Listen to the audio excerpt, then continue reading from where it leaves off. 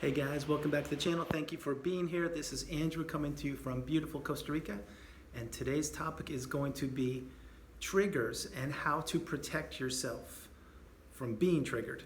So before I jump into the topic, remember guys, like, subscribe, share, thumbs up, all the good stuff. Thank you very much for being here. God bless you.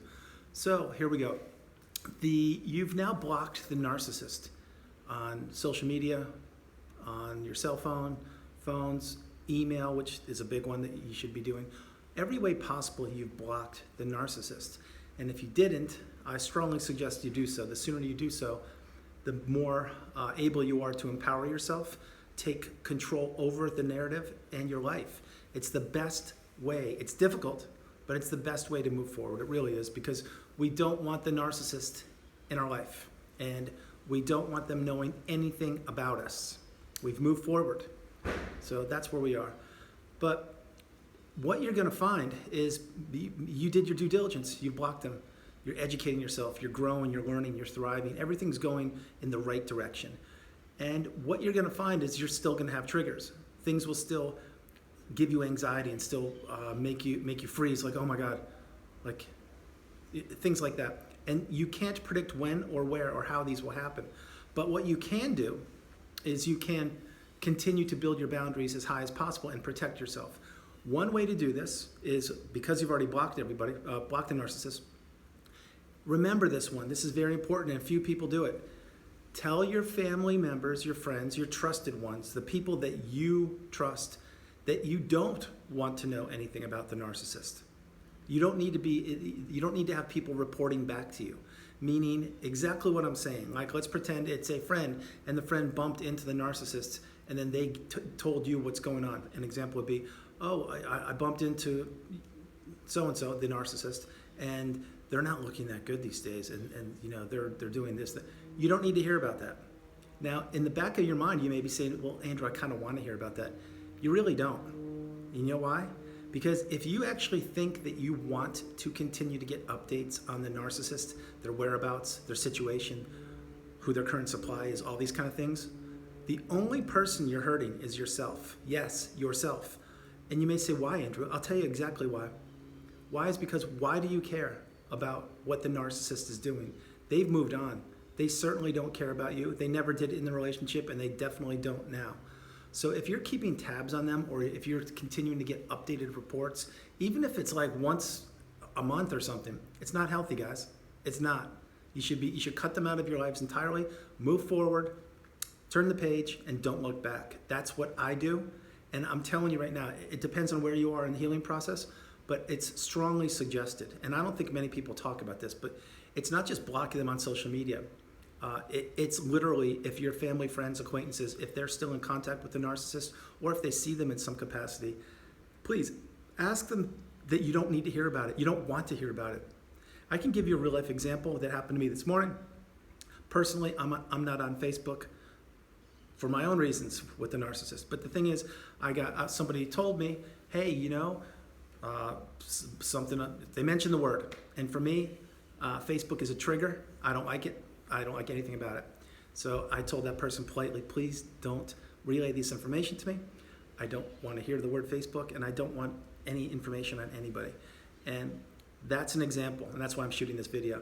So keep in mind also the triggers. Triggers can happen anytime. It could be a song you're listening to on. You could be in the car in an Uber or whatever, and a song comes on the music channel, whatever it is these days, and you're like, oh my God, that reminds me of. Now something like that, you can't help it, because it's an unexpected situation.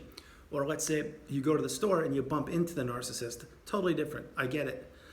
In the first situation with the music, there's nothing you can do. Turn the channel off or turn the music or whatever you want. Got it. But you don't control the radio station or whatever it's coming through, the device. In the store, if you happen to bump into the narcissist, turn around, disappear. You don't want to encounter these people. You don't want to be anywhere near them, because let's be real, when you do, you're getting anxiety.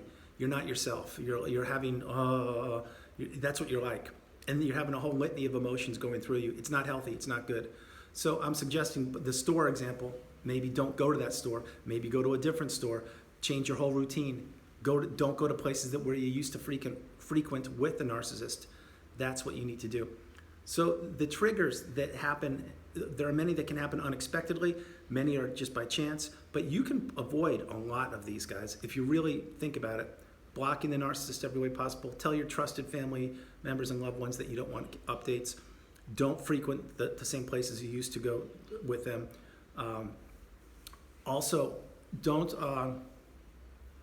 do anything that you think, if you find yourself ruminating about the narcissist or thinking about them, and it's natural, believe me, I get it, but change your mindset. When you do that, think, no, I'm not thinking about the narcissist. There's no reason. They didn't bring any goodness in my life. Why am I doing that? The reason you're doing it is because you're not fully healed 100%, and it will take time. But we don't want you getting triggered at all if you can avoid it. And the more boundaries you build and the higher your protection for yourself, the less chance of you getting triggered. It's true. It's 100% real. So think about the ways you can protect yourself. And because no one else is going to do it for you. And you know what? I'm going to be honest with you. There are flying monkeys everywhere, whether you know it or not. They're all over social media. They're probably nearby where you live. And a lot of these people, you may think they have your best interest at heart. Think again. Just some people really love drama and they love to stir the pot. And I don't know why these people do it, but they do. So you may think that they have your best interest at heart, and maybe they don't. But getting back on track, when you are triggered, you don't know when it's going to happen. Maybe you go months and nothing happens, and you're feeling strong and confident, and then something will trigger you. Now, what the trigger actually does is it sets you back a little bit, because you're moving along your path and you're doing great, and you're like, oh my God, it's got triggered. And then maybe you take a little step back. This isn't a permanent step. It's a short-term step that sets you back, and you're like, oh my God, that sucks. Like, it's not what I want to be. But if you really fully embrace the feeling, the emotion, and the trigger, and you acknowledge how it happened, then it gets easier and easier. It really does. And if you put yourself in positions to not get triggered as often or at all, you're in a great spot. And the further you get away from the narcissistic abusive relationship, and the narcissist specifically, the better your chances of healing. And the healing path, again, I've talked to so many people. Some people it takes a really long time. Some people they get over it a little bit quicker. There's no right or wrong path. It's not linear. It's up to you. And I'm going to tell you this. I've told you before in other videos. The more work you put into yourself on the healing path, the better off you will be.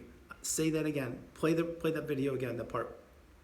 The more you invest in yourself to heal and to educate and understand and learn from the narcissistic abusive relationship, the better you will heal. Trust me. It's kind of like if you have a cut on your arm and you don't put a Band-Aid on it, and then maybe it takes a longer time to heal and all that kind of stuff.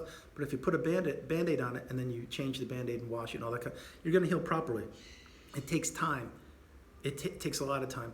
But the triggers that happen, guys, they're going to come fewer and fewer as you get further away from the narcissist, and that's a good thing. But they will still happen. For how long? I can't tell you. I'm still going through it myself. But I do know that for me specifically, there are certain key words and there are certain things that I don't like to hear because they are triggers for me. Really, they don't help me out at all. And I've made it very clear to those that I talk with that I don't want to hear these kind of triggers. I can't do it because they put me in a bad spot. And everybody's been great so far. So that's the whole idea. Remember, guys, if you like the content, drop a thumbs up, subscribe, all the good stuff. I'm going to shoot another video later today, but remember, triggers, they happen when you least expect them. Many times when that trigger happens, it will set you back, but it's not a permanent setback. It's a short-term setback, and then you continue on your healing path. That's the whole idea, to learn and to grow, move forward, process these things, and become the best version of you possible. Guys, I love you all from beautiful Costa Rica. This is Andrew. I'll talk to you soon, and have a great day. God bless you. Thank you. Bye.